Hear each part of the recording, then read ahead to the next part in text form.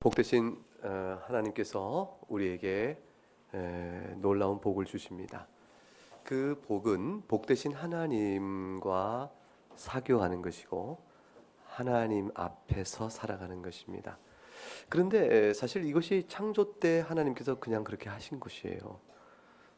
만물을 지으시고 에덴 동산에서 특별히 사람을 두시고 그 가운데 아담과 하와를 만드셨을 때 처음에 하나님과 아담과 하와 사이에, 최초 인류 사이에는 하나님 앞에 살아가는 참 복의 근원이신 하나님의 복을 충만히 누리는 그런 기쁨이 있었습니다.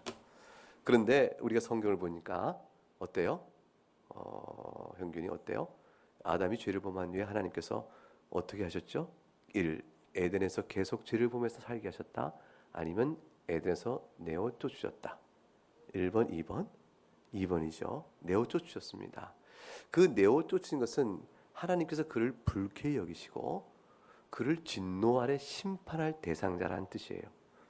그래서 우리가 이렇게 영화를 보거나 뭐 드라마를 보거나 그럴 때 여러분 학교에서 홍길동 얘기도 들은지 모르지만 되게 아버지의 진노를 사면 아버지가 너희놈 나가라! 내 집에서 못 있는다! 나가라! 이렇게 내쫓잖아요. 그 아버지의 진노를 사서 그렇거든요. 사람의 아버지 진노를 사도 가정에서 넌 내쫓는다 뭐 이렇게 얘기하고 있는 것이고, 하나님의 진노를 사면 하나님 앞에서 내어 쫓김을 당합니다. 근데 하나님 앞에서 내어 쫓김을 당한다는 것은 이건 단순한 문제가 아니에요. 하나님과 밖에서 하나님과 상관없이 하나님 앞에 내어 쫓기도 살만한 데가 또 있다면 거기서 살면 되겠죠. 근데 하나님 앞에서 내어 쫓기를 당하면 어디로 가는 거냐? 마귀의 권세 아래 있는 것이요. 마귀의 권세라는 것은 하나님이 장차 심판날에 심판하실 대상밖에 안 되거든요. 그러니까 하나님 앞에 내어 쫓긴다는 것은 생명에서 죽음으로 쫓긴다는 것 같아요. 죽는 것과 같은 거지. 근데 그 죽음도 영원한 죽음인 것이에요. 그러니까 하나님 앞에 쫓김을 받는 사람이 스스로 하나님 앞에 돌아올 방법이 없어요. 죄값을 치러야 되는 것이죠. 다시 말하면 하나님 앞에 내어 쫓긴다는 것은 죄값대로 심판을 받아 내어 쫓기는 것이요, 훗날에 예비한 때에 더 큰 완전한 심판을 받게 될 것이라, 그것이에요. 그러니까 하나님께서 처음에 아담과 하와를 만드시고 이렇게 하나님께서 왕이 되시고 우리는 그의 백성 되어지고 살아가는 하나님 나라, 또는 하나님께서 아버지 되시고 우리는 그의 자녀가 되는 하나님의 가정, 이런 아름다운 복이 금방 완전히 없어진 것이에요. 그러면 우리가 어떻게 하나님 앞에서 살아갈 수 있을까? 그 길을 열어두시기 위해서 하나님께서 예비하신 것이 그리스도를 우리에게 보내는 거예요. 근데 그리스도라는 것은 메시아를 뜻하고 같은 말이에요. 둘 다 무슨 뜻이죠? 기름 부음을 받은 자다라는 뜻이에요. 그럼 기름 부음 받은 자는 그리스도는 세 가지 일을 하는 사람이었어요. 어떤 사람들이었냐면 하나는 선지자직, 하나님의 말씀을 가르치는 사람이죠. 또 하나는 제사장직, 우리와 하나님 사이에 우리가 하나님 앞에 나가는 일을 다리 놔주고 그 일이 있을 수 있도록 해주는 일을 해요. 그 다음에 왕직, 하나님께서 주신 말씀 따라 다스리는 일을 하는 이 세 가지 직무가 그리스도가 하는 일이었어요. 오늘은 예수님이 그리스도요, 그리스도신 예수님께서 선지자직, 제사장직, 왕직을 다 맡으셨다는 사실을 우리가 지난번 앞선 제네바 교회 요리문답을 통해서 봤는데, 오늘은 특별히 예수님의 제사장 직무는 어떤 것이냐에 대해서 조금 더 살피는 것이에요. 자, 제사장이란 어떤 일을 하는 것입니까? 라고 물을 때 오늘 여러분 읽은 요리문답, 제네바교 요리문답 38문에 그 답이 잘 나와 있죠? 자, 그러면은 어디 우리 하성이 벌떡 일어나봐요. 벌떡 일어나보세요. 이래가지고 38문 내가 물어보면, 목사님 물어보면 답을 힘있게 읽어요. 저 뒤에까지 다 들리게 힘있게. 군대에서 yes sir 이러고 막 그렇게 뭐 대답 뭐 이게 네, 뭐 이렇게 그래서 네 이렇게 하듯이 이하성 병장 뭐 이렇게 하듯이 알았죠? 자, 물어봅니다. 그리스도의 제사장 직무는 무엇입니까?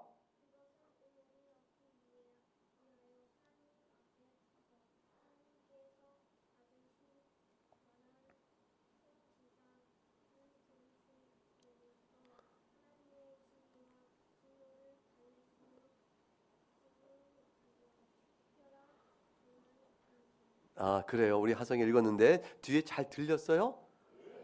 아, 귀가 굉장히 밝으시군요. 하성아, 뒤에까지 다 들렸대. 목사님도 다 들었어요. 너무 훌륭했어요. 근데 말이 좀 어려울지 모르겠어요. 목사님이 간단히 설명해 줄게. 봐요. 희균이. 잘 봐요. 희균 씨가 제일 막내죠. 잘 봐요. 은혜를 얻기 위하여 하나님 앞에 서서 그랬어요. 이 은혜는 죄인들에게 필요해요. 제사장은 하나님 앞에 서서 죄인들을 위한 은혜를 하나님 앞에서 받도록 하기 위해서 하는 사람이에요. 그래서 무엇을 하냐면 목적은 은혜를 얻기 위해서 하는 것이고 하는 일은 뭐냐 했더니 하나님께서 기뻐하시면서 받으실 만한 희생 제사를 드리는 것이에요. 이게 구약에서는 제사장들이 소와 양을 잡아서 하나님께 드림을 위해서 하나님 받으실 만한 제사를 드렸어요. 그런데 이 희생 제사의 양과 소가 우리 죄를 없애줄 사람의 죄값을 어떻게 갚아? 사람의 죄값을 양 100마리 죽인다고 죄값이 치러지냐 그 말이에요. 사람의 목숨은 짐승 수천 마리보다 귀한 것이거든요. 비교가 안 되는 것이죠. 그래서 하나님 받으시면 희생 제사를 드리는 것은 정말 누구라야 드릴 수 있느냐? 이 질문이 남는 거예요. 그게 이제 다음번 질문과 관련되는 것인데 그러면 희생제를 드린 다음에 하나님의 진노가 누그러지는 것이에요. 죄값을 치렀으니까 하나님의 진노를 누그러뜨리시게 되는 일을 하는 직무가 제사장 직무예요. 자, 그럼 이런 제사장이 우리가 하나님 앞에 서기 위해서는 절실히 필요한 거예요. 내 옷 쫓겼는데 다시 돌아와야 되잖아. 다시 돌아올 수 있으려면 하나님 아버지 하고 다시 돌아올 수 있으면 하나님 나의 왕이세요 돌아올 수 있으려면 그러려면 우리를 미워하시고 진노하시는 모든 내 옷 쫓긴 데서 다시 회복이 되어야 되니까 돌아와야 되니까 돌아올 수 있도록 해주는 일을 하시는 분들이 제사장 직무예요. 그 예수님은 어떤 직무를 하셨느냐 이것이 이제 답이 문제가 되어지죠. 그래서 오늘 히브리서 우리 4장 말씀 보니까 이렇게 놀라운 말씀이 있는 것이에요. 4장 14절부터 보니까 우리에게는 걱정 없다. 예영아 걱정 없다. 4장 14절에 왜냐하면 우리에게 누가 계시다고 되어 있어요. 4장 14절 큰 뭐가 계세요? 대제사장이 계시다고 했어요. 대제사장도 대자가 클 대자예요. 제사장 중에 가장 크신 분이 대제사장인데 그 앞에 또 큰 자를 붙였어요. 그러니까 우리에게는 더없이 이 일을 우리가 하나님 앞에 갈 수 있도록 확실하게 우리를 위해서 은혜를 구해주시는 그분이 계시다. 그러니 그분이 누구신가? 그 다음에 누구신가? 곧 읽어보죠. 곧 뭐라 되어 있어요? 하나님의 아들 예수시라 그랬어요. 그러니까 이것은 엄청난 일이었어요. 예수님이 이 땅에 계실 때 예수님은 이 땅에 누구의 몸에서 태어났죠? 마리아. 그리고 아버지 요셉의 직업을 따라 무엇을 하셨죠? 목수일도 하셨어요. 30살이 되셔서 30살이 되셔서 회개하라 하나님 나라 갖고 왔다 이렇게 외치시고 하나님의 말씀을 가르치시고 눈 먼 자 눈도 뜨게 해주시고 귀신 들아 내어 쫓기도 하시고 그리고 모든 잘못된 사람들에게 하나님 앞에 예배는 바르지 않다 이런 것도 가르치시고 이렇게 하셨던 그분인데 예수님 십자가에 죽으셨거든요. 근데 그분이 우리와 하나님 사이에 멀어진 일을 또 죄인된 우리가 하나님 앞에 나올 수 있도록 그 하나님의 사랑을 받도록 이끌어 주시는 대제사장이라고 말한 거예요. 예수님을 의지하면 예수님을 통해서 우리가 하나님 앞에 나갈 수 있는 은혜를 받게 되는 거예요. 하나님께서 우리를 용서하실 수 있게 되어지는 일이죠. 이 놀라운 일을 약속해 주시는 분이 바로 예수시라 이렇게 되어 있어요. 그러므로 우리가 예수를 믿는 도리를 굳게 잡자 그랬어요. 그런데 그 대제사장이 예수님 앞에 나가면 우리를 우습게 여기시거나 난 너 모른다. 넌 누구냐? 이래 버리면 어떻게 해요? 그런데 15절 말씀 한번 같이 읽어봐요. 우리에게 있는 대제사장은 우리의 연약함을 동정하지 못하실 이가 아니요 모든 일에 우리와 똑같이 시험을 받으시니로되 죄는 없으시니라. 이 대제사장님은 우리가 죄인 된 걸 다 아시는 분이에요. 그리고 우리가 얼마나 하나님 앞에서 거룩하지 못하고 죄 가운데 있는가를 아시고 우리의 아픔과 우리의 슬픔을 똑같이 공감하시는 분이에요. 예수님은 죄가 없으심에도 불구하고 죄인들 형편과 처지를 다 이해하세요. 나중에 경험해 보세요. 내가 뭘 잘못했을 때 내 잘못한 형편과 처지와 마음을 잘 헤아려서 이해해 주는 사람만큼 나한테 너무 고마운 분이 없어요. 그런데 우리가 하나님 앞에 내어 쫓김을 당할 때 내어 쫓기는 우리의 형편, 우리의 불쌍함, 우리의 죄인된 모습을 다 이해하시고 감싸주는 분이 계신 거예요. 여기 누구세요? 예수님이세요. 여러분이 만일 잘 들어요. 죄를 지을 거예요. 하경이도 죄를 지을 거야.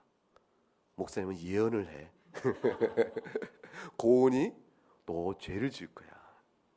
하진이도 죄 짓고 예영이 죄 짓고 호균이는 죄를 질까? 짓지. 그렇지? 웃었어요. 희균이는 눈이 가려워? 희균이 죄 짓고 종혁이 죄 짓고 규화 죄 짓고 그다음 규화 옆에 누구예요? 이름 목사님이 모르겠는데 이름이 뭘까?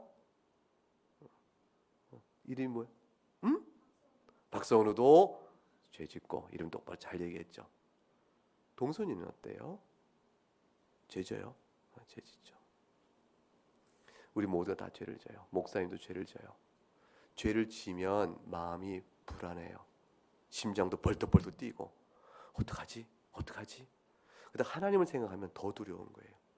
그럴 때 두렵고 죄 지은 우리들을 가장 잘 이해하고 우리 죄를 덮어 가리우시면서 우리를 품어주실 딱 한 분이 계세요. 그분 누구예요?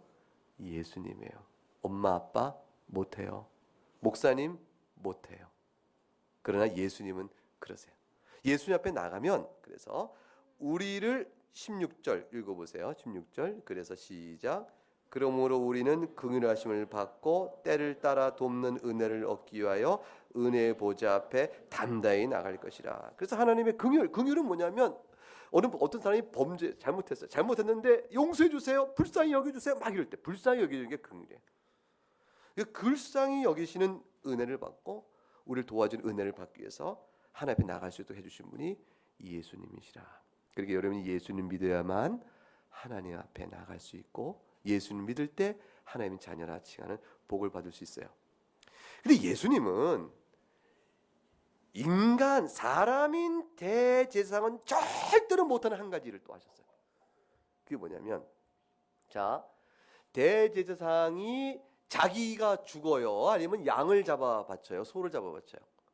소나 양을 잡아 바치죠.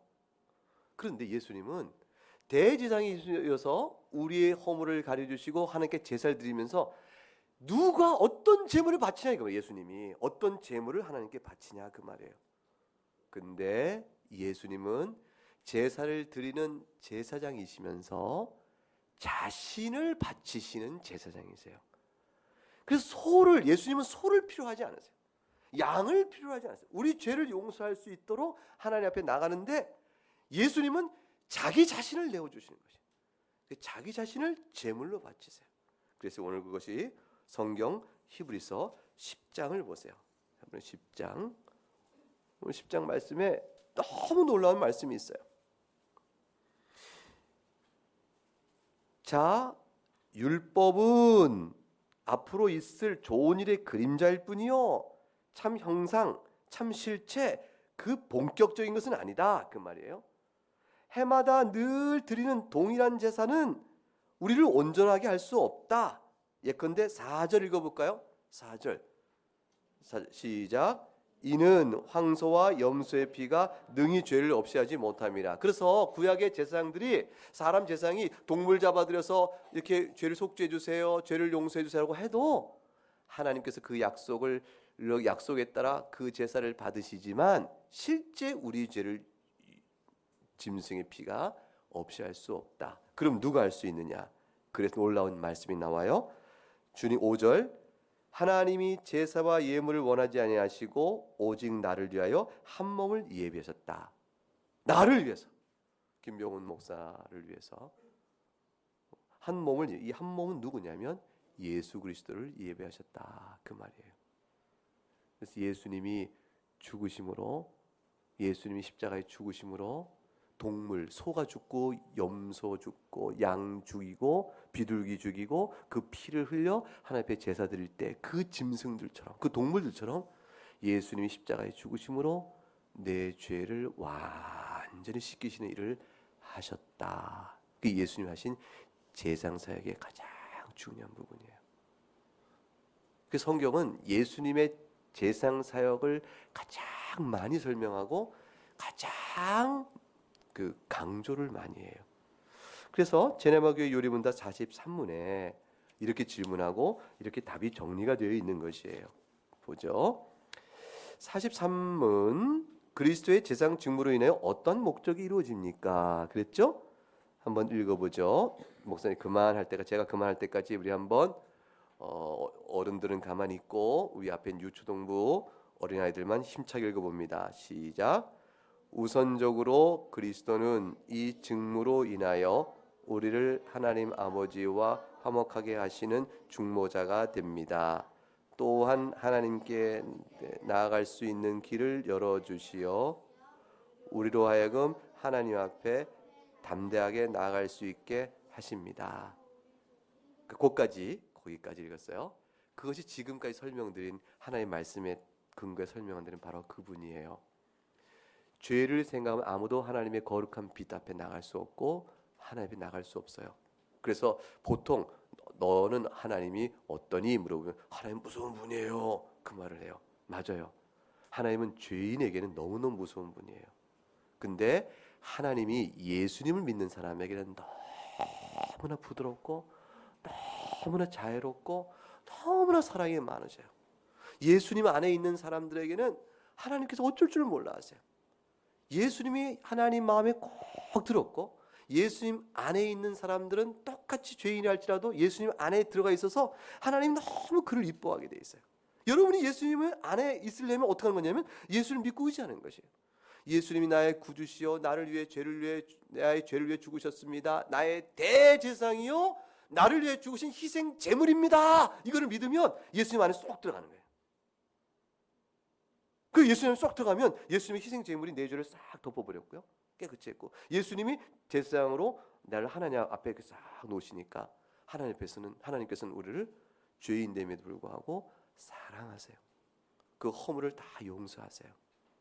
그런데 예수님께서는 그렇게 하시면서 한 가지 더 하시는 일이 있어요. 대제사장을 하시는 또 한 가지 일이 있어요. 그게 뭐냐면 그렇게 우리를 하나님 자녀로 다시 불러 하나님 앞에 있게 하시면서 하나님 나라 백성으로 살게 하시면서 우리로 하여금 하나님께 찬송하고 하나님께 예배하고 하나님께 감사하는 사람으로 우리를 바꾸고 가세요.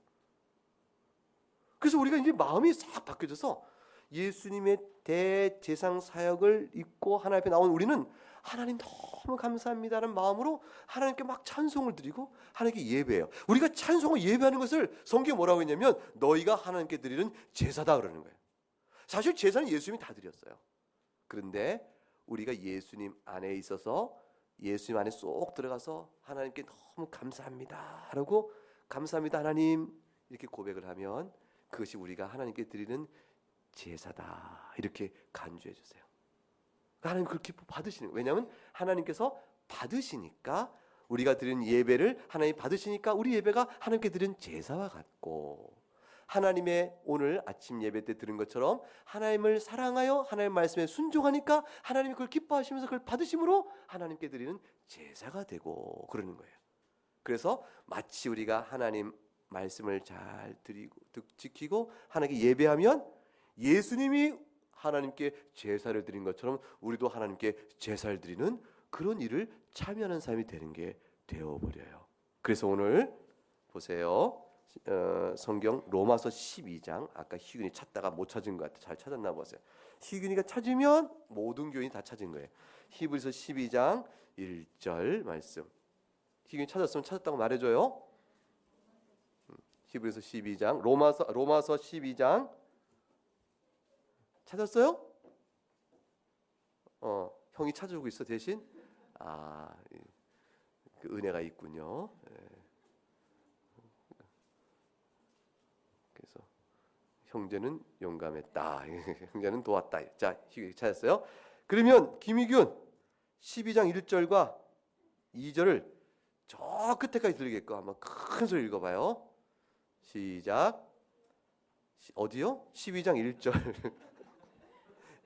희균이 막내라 그래요.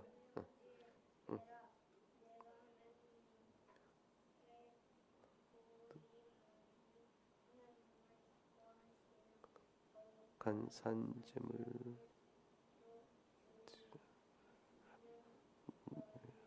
들을 영적 예배니라. 수고했어요. 1절만 읽으세요. 희균이. 네, 뒤에까지 잘 들렸죠? 네, 다 훌륭했어요. 그러면 여자 대표로 하진이가 2절 읽어보세요. 하진이 2절.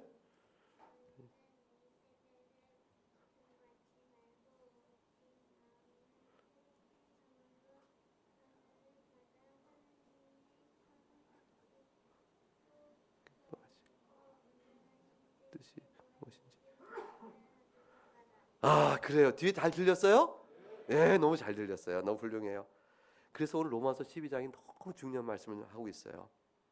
너희 몸을 하나님께 드려라고 말씀했어요. 이 말은 너희의 생각과 마음과 생활을 하나님을 생각하며 살아라 그 말이에요.